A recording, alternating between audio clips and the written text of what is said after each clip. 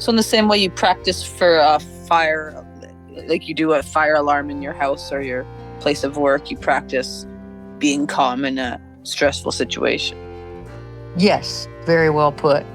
I remember growing up in Birmingham, Alabama in the 50s, early 60s. Oh my God, the Cuban Missile Crisis. So a lot of people had dug out these little bomb shelters.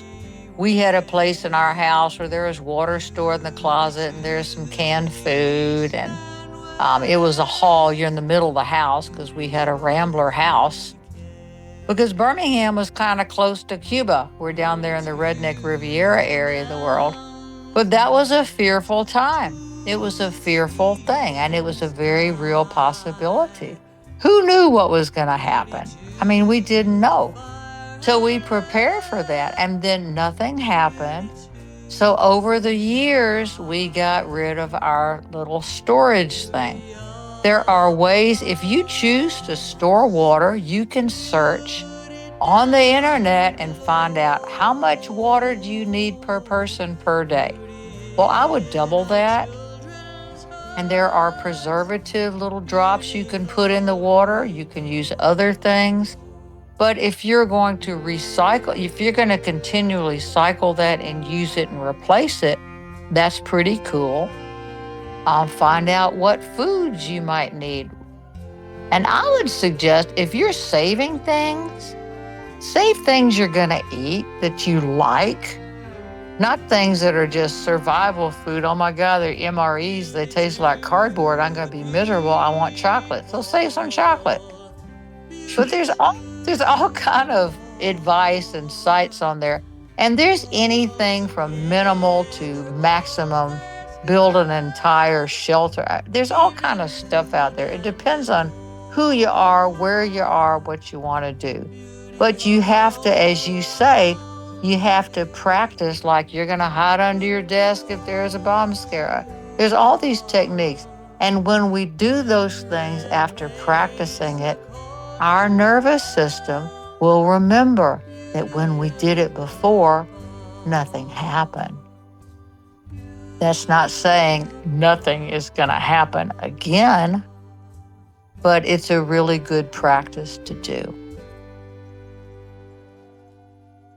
That makes a lot of sense because it's a reasonable reaction to not being able to predict what's going to happen and not focusing all the time on the doom and gloom of it, but being adequately prepared for circumstances beyond your control. Very well put. That's true because this world is a deep, dark, evil place. There is suffering beyond explanation here. And the more secure you can make your hovel, your little house, your apartment, wherever you live, your community, a safe place for yourself, your animals, your environment, whatever. And you don't have to broadcast what you have. I wouldn't do that. People say, well, you're in Montana. Do y'all have a lot of guns? And we say, we know people who do. You just don't have to say we have this and we've hidden it there and we've put it. That's not what this is about. It's about some reticence and some kindness and do it and kind of forget about it. But know that you're trained and that you're ready. It's a hard, hard truth. And it hurts. It hurts. And if you've saved up this, and this, you live in the city, folks know you have it and they don't. Desperate people do desperate things. I'm not laying a big guilt trip or trying to freak people out, but save stuff, get ready, then go on with your life. Be uplifted, find some joy because joy cometh in the morning. We have some very difficult times coming in this world. We really do. We've got some crazy shit happening. But so what?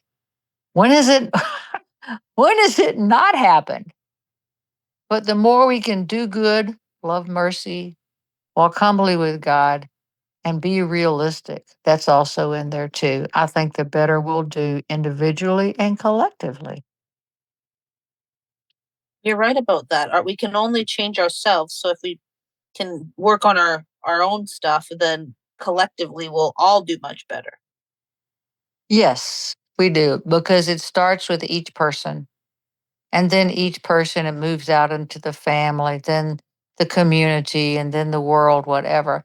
I mean, look at, we talk about this a lot on this radio show, how much the internet has done. Oh my God. Once again, when I grew up, you had a phone on the wall. Somebody says, "Well, I called you, but you weren't home."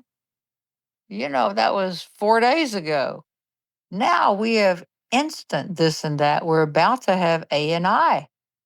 Artificial intelligence is going to cure many diseases.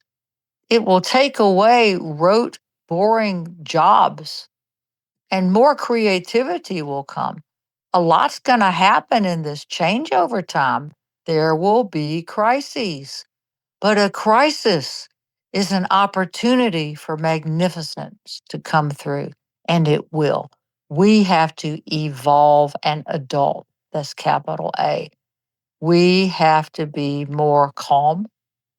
We have to be more reticent and observant and allow artificial intelligence to be artificial while we remain the ensouled being.